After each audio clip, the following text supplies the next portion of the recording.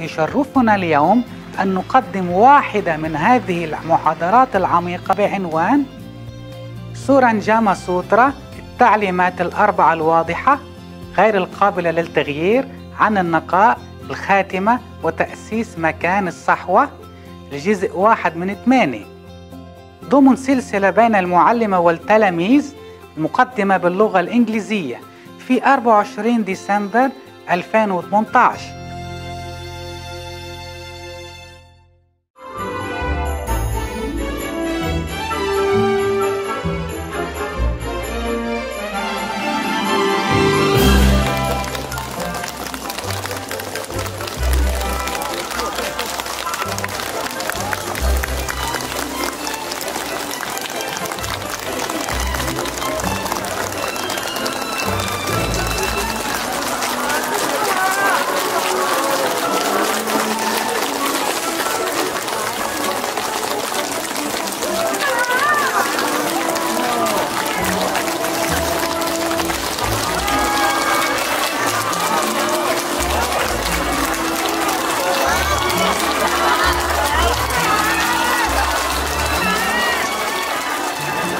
Hello there. I should have a hat, right? I have one somewhere. I thought tomorrow is Christmas Day, no? Why you wear hat already tonight? I have no idea. I was going to wear, but I thought we save it for tomorrow. Tomorrow I wear it to make up, okay, huh? Make up for today. How are you? Yeah. 大家好。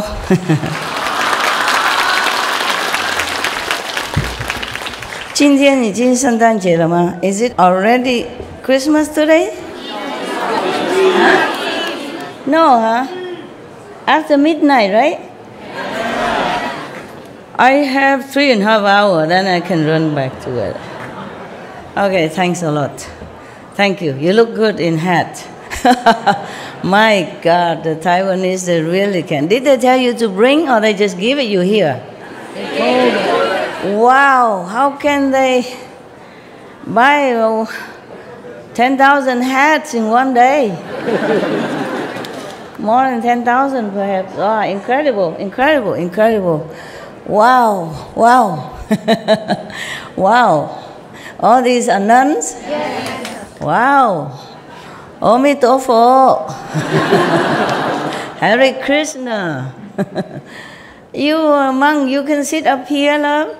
Monk, missionary, you can come up, sit here. Yeah, are you missionary? No, then you sit there. Only for monks and nuns. Just to respect their wish to be alone. You can sit on there, it's softer and warmer. You left everything at home. At least you can have a little comfortable here. If it's you, you would want to be comfortable. So just make them comfortable as you are.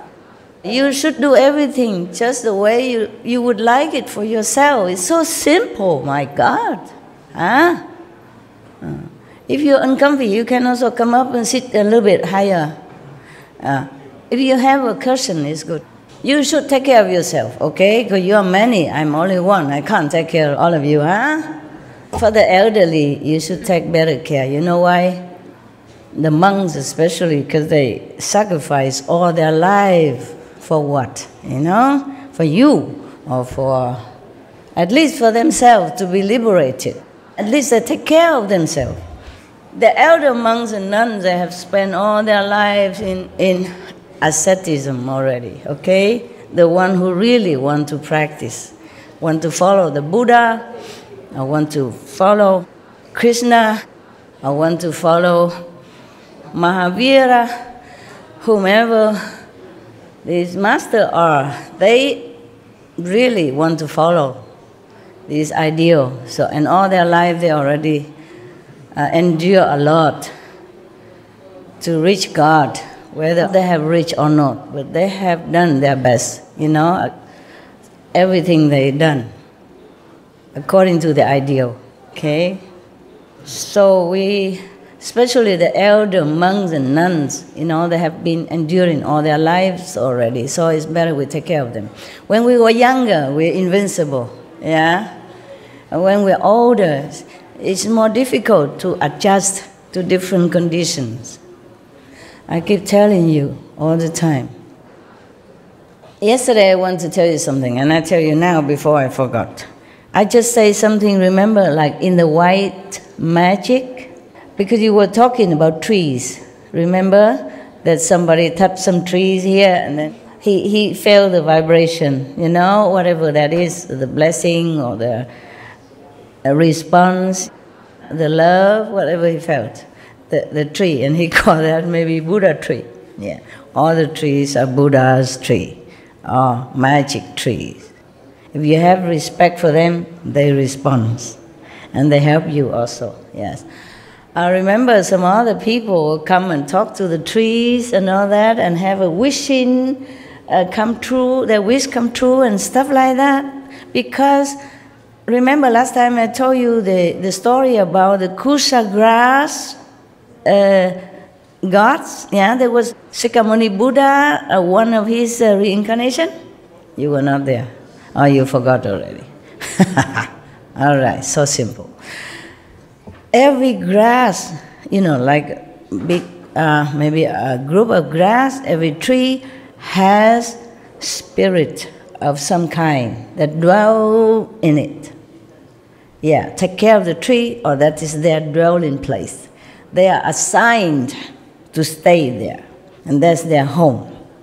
Yes, and they do bless the surrounding as their job. Just like police or something, he's assigned to some special station and give him a motorcycle, something like that, to work with. Now, trees, they do have their magical power, their healing power, loving power, and they do help you with advices and all that even, but you, the deaf, don't hear nothing, see nothing. Yeah. So one of your brothers touched one or a tree, and then he felt something from the tree. Now you know what I'm saying is true, yeah? You heard it yesterday, right? Now you know, at least you, the one who experiences, know that what I told you is the truth. I tell you the truth all the time. But at least that, in that aspect, you know one truth, okay? We sometimes don't believe the Master until we experience it ourselves. Never mind, I'm very patient, okay? Very, very, very patient. I wait for you eternally until you know it yourself. Now, the trees and the grass and the plants, they all have their blessing power. I even told you that in Cancun. All right, so now, in the white magic kind of practice, people even advise you, you know, like you make friend with one tree that you like, and then if you are sick or you have problem, you just come and hug the tree or tell the tree your problem, and then promise you come back again to visit, and then you will get better. Yeah. Please don't hug all my trees, because too many of you, the tree is already feeling scared. Because everybody hugs, then the tree will become like their skin will get worn out. Let them be, okay, huh? No touchy-feely, huh? You are saying already you should bless the trees, not vice versa, shameless. I'm just telling you, this is some kind of white magic that people practice like that, okay? Yeah. Of course, there are many other ways to practice. It's just because yesterday you talked about the trees, so I want to mention that to you as well. Huh? Okay, now, where were we yesterday? Yeah, okay.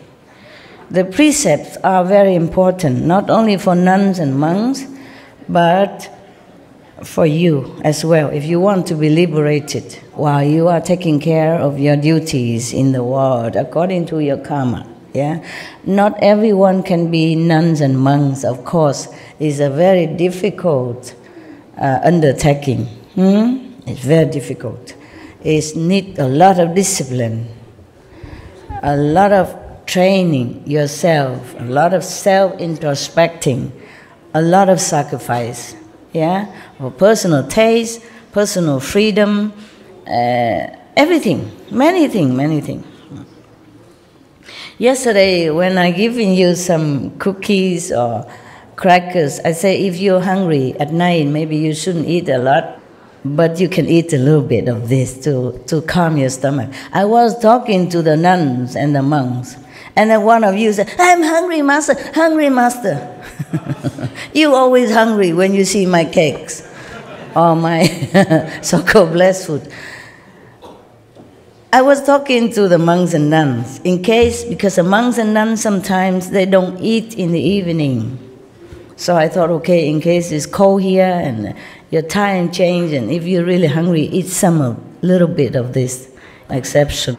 I was talking to these people, not you. Because you can always go kitchen anytime, after midnight, before midnight, and then take something to eat. The monks and nuns, they don't do that. Maybe because they don't eat in the evening. Maybe because they keep the dignity. I was worried, the monks and nuns, because of time change from their country here, and maybe here midnight is there, midday over there, or before midday. So if they're hungry, they could eat a little bit to calm themselves. And then they meditate to erase that, whatever's supposed to have, if karma. So yesterday, the Buddha have pleaded with the Bodhisattva and Ananda and all these people, saying that you should use your power of transformation and appear to the world in the form of people, in the form of lay person, minister, kings, virgin youth, maidens, and so forth, even prostitutes, widows, profligates, thieves, butchers, or dealers in contraband, and doing the same job like they are doing, in order to lead them to the righteous place, the teaching of the saints. But these people, like the Bodhisattva or the monks, even though they appear thus to work the same as other people, lowlier people or unenlightened people, but they should never say of themselves, like, I am truly a Bodhisattva, or I am truly an Arhat, or let the Buddha's secret cause leak out by speaking casually to those who have not yet studied. What does that mean?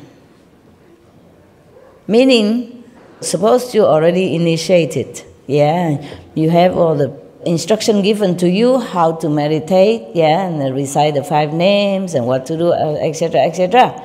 You should never tell that to other people who are not yet acquainted with the teaching and who not even know what the 5 names meditation. Of course, as I told you at the time of initiation, you keep all that to yourself. Same here. Otherwise, if it's not, then why the Buddha say that?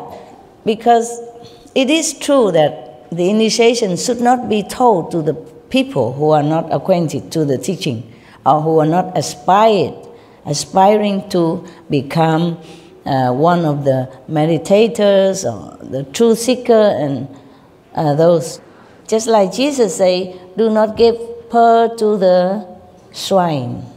The pearl, the precious pearl, is likened to the teaching of God, of the initiation, precious teaching. We should not just go out and just say anything about that when they're not ready. Then the Buddha continued, how can people who made such claims other than at the end of their lives, and then only to those who inherit the teaching, be doing anything but deluding and confusing living beings and indulging in a gross false claim? So Buddha warned us that we should never do that. Maybe at the end of their lives, and then only to those who are already in the path, who inherited the teaching. That's what the Buddha meant. Those who already know the path, already know the initiation process. And then maybe at the end of your life, if you are really a Bodhisattva or a saint manifested, then you say, I am so and so. Now, there was one guru in India, the Sikh guru. I don't remember the third or the fifth, one of the 10 Sikh gurus. He was very old already, 70-something. But he has been, he know nothing about practice of meditation. Until one day, he met one of his acquaintance or family members was reciting something, some of the teaching. And then he overheard it and he asked her, "What is that that you are reciting?" So his acquaintance tell him, "Oh, this is a teaching of Guru so-and-so, one of the Sikh guru before." And then he said, "What is a guru?" She said, "You don't know guru? You have no guru? Then don't come near me." In India, I don't know now, but before, if you have no guru at all, you don't have master, teach you anything, then you are just a nobody. They don't let you in the kitchen because it might be contaminated their food. Even the shadow, your shadow, if you have no guru, no master who teach you, real master teach you anything, they don't let even your shadow fall into their food or in their house or their kitchen like that. They worry that your impurity, your karma, which have not been cleansed by the master power, by the initiation process, even your shadow will contaminate their energy of the houses or of the kitchen. The people who are not initiated never allow in the kitchen in any case. That bad. In Vietnam, we also say if somebody has no religion, no religious belief, they say, "Oh, you are the atheist, the non-believer." That means very bad. Kind of a degrading, remark. Yeah, no respecting remark. Yes, because only the people who believe in karma, believe in bad and good, that is trustworthy, according to the Vietnamese, tradition. Because if somebody believes nothing, don't worry about the bad consequences of his karma, of his actions, that means he could do anything, because he has no principle to hold his action to be in a straight way or moral standard. Then he could harm you without even caring about the consequences. That's why people say, if you're no religious or no believer, mean you're bad, untrustworthy, very scary people. That's what they meant. You understand? Yes. Because if you fear God, you fear karma, consequences, then of course you will always try to do good things, because you worry about the consequences of bad karma. But if you don't know nothing, you don't believe nothing, no master teach you, no religious principle, then you do anything, you see, and then you don't worry. So how can you trust such a person? It's just like somebody in the society who don't care about the law, who not worry about the police, or who don't care whatever happens, whatever he does. So he can just go to steal or maybe harming people without caring. It's not trustworthy. That's what it is. So the Buddha say that whoever claims himself to be a bodhisattva, except at the end of their life, when they have to review themselves, if they really know they are bodhisattva, and they reveal themselves to those who are already in the path, then it's okay. If not, then they are just deluding themselves and others. And that's a very bad false claim, which is one of the greatest lies. Thus, when you teach people in the world to cultivate samadhi, they must also cease all lying. This is the fourth clear and unalterable instruction on purity given by the thirst come ones and the Buddhas and the world honored ones, forever, in the past and now.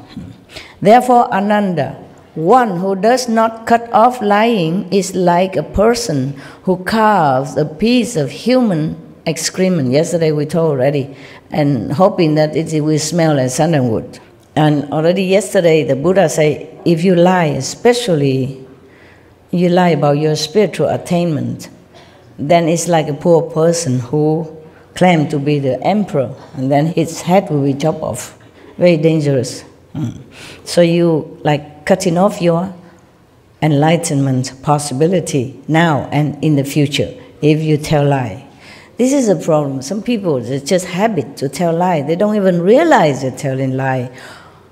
Or they just make some excuses, and then to tell it as if it's true. And they think their excuse is valid anyway. Even though they know it's just an excuse, it's not valid at all. They still say an excuse. And that is also lying. When you know it's not true, you just make up an excuse to cover up your action. Then it's no good.